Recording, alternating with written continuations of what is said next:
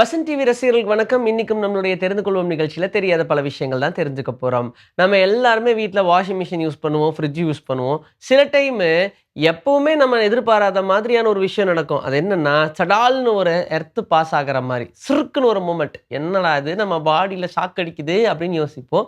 ஆனா அது ஷாக் கிடையாது. ஷாக் அடிச்சா நம்ம அதையே புடிச்சுட்டு இருப்போம். இல்ல நம்மள தூக்கி அடிச்சுரும். அங்க பாஸ் ஆகுறது எர்த்து. எல்லா மிஷினரிஸ்லயும் பார்த்தீங்கன்னா, எர்த் லைன் இருக்கும், எலக்ட்ரிக்கல் லைன் இருக்கும். எப்போ அது அதோட ஒயர் ட்ராப் ஆகுதோ, இல்ல அங்க ஏதாச்சும் ஒரு மால் ஃபங்ஷன் ஆகுது அப்டின்னா, இல்ல அங்க இருக்கக்கூடிய அந்த ஒயரிங்ல இன்சுலேஷன் ஏதாவது கட் ஆயிடுச்சு அப்டின்னா, உடனே அந்த பாடியில கரண்ட் பாஸ் ஆக ஆரம்பிச்சுரும். அது எர்த்தா பாஸ் ஆகும். இப்ப அந்த எர்த்து டைரக்ட்டா நம்ம பூமிக்கு போணும். ஆனா அது போகாது. ஏன்னா, அங்க போகறதுக்கான வழி எதுவுமே இருக்காது. பிகாஸ் அந்த எர்த் லைன் ஏதாவது கட் ஆயிருக்கும். அந்த டைம்ல எர்த்தோட டைரக்ட்டா கனெக்ட் ஆயிருக்கக்கூடிய நம்ம அத போய் தொடும்போது, அப்போ இது எங்க ஃப்ரீ பாஸ் கிடைக்குதோ, அந்த வழியா தான் அது பாஸ் ஆகும்னு நெனைக்கும். அப்போ நம்ம எர்த்தோட கனெக்ஷன்ல இருக்கும்போது, நம்ம அத தொட்டோம்னா, அந்த மெஷின்லேருந்து டைரக்ட்டா எர்த் நம்ம வழியா கீழ பாஸ் ஆக ட்ரை ஆகும். அதனால தான் நமக்கு அந்த சிர்க் அப்டின்ற ஒரு மூவ்மெண்ட் வருது. எப்பவுமே பார்த்தீங்கன்னா, 3 பின் சாக்கெட் குடுத்துருப்பாங்க. அதுல மேல இருக்கக்கூடிய அந்த ப்ராடான பின் தான் எர்த் அப்டின்னு சொல்லுவாங்க. அது டைரக்ட்டா நம்மளுடைய பில்டிங்ல ஏதோ ஒரு இடத்துல லைன் குடுத்துருப்பாங்க. அது வழியா அந்த எர்த் பூமிக்குள்ள இறங்கிடும். அதனால தான் அது எர்த்னே நம்ம சொல்றோம்.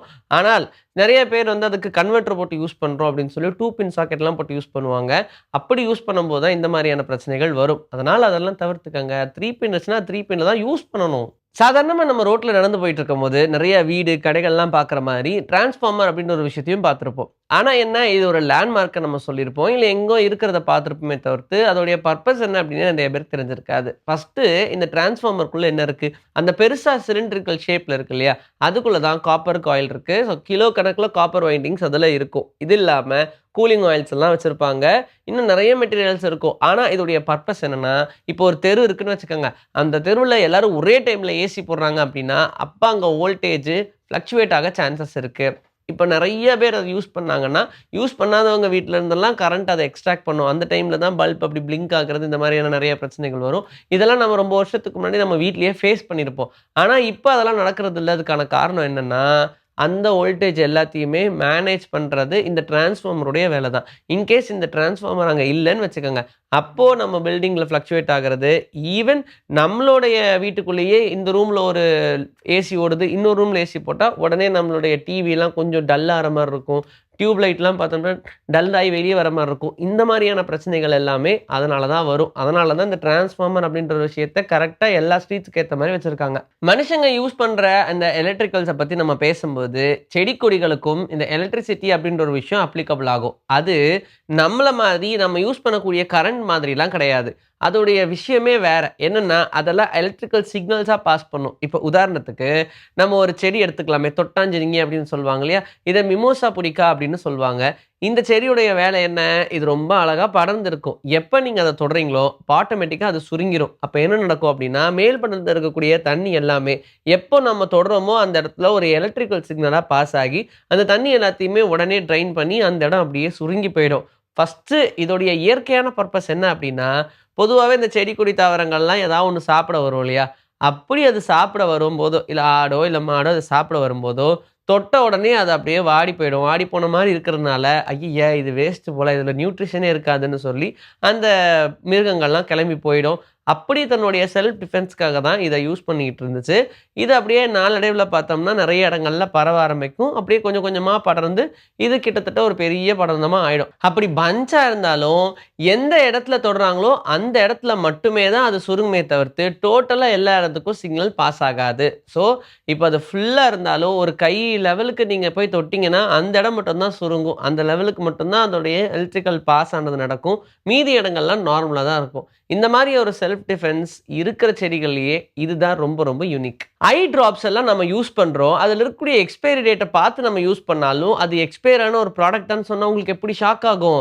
ஃபர்ஸ்ட் ஆஃப் ஆல் அந்த பாட்டில் இருக்கக்கூடிய அந்த எக்ஸ்பைரி டேட்ன்றது, அந்த பாட்டில் சீல்டா இருக்கும்போது, இதோடைய எக்ஸ்பைரி டேட் இதான் அப்படின்னு சொல்லுவாங்க. அப்படின்னா, சீல்டா இருக்கக்கூடிய இந்த பாட்டில இன்னைக்கு மேனுஃபேக்சர் பண்றாங்கன்னா, அடுத்த வருஷம் இன்னைய தேதி வரைக்கும் அது ரொம்ப நல்லா தான் இருக்கும். பிரச்சனை இல்ல அப்படின்றது தான் அர்த்தம். ஆனா, எப்ப நம்ம அத ஓப்பன் பண்ணோமோ, அப்ப அது 30 நாளுக்குள்ள அந்த ஐ டிராப்ப முடிச்சிடணும் அப்படின்ற மாரி தான் டாக்டர்ஸ் சொல்றாங்க.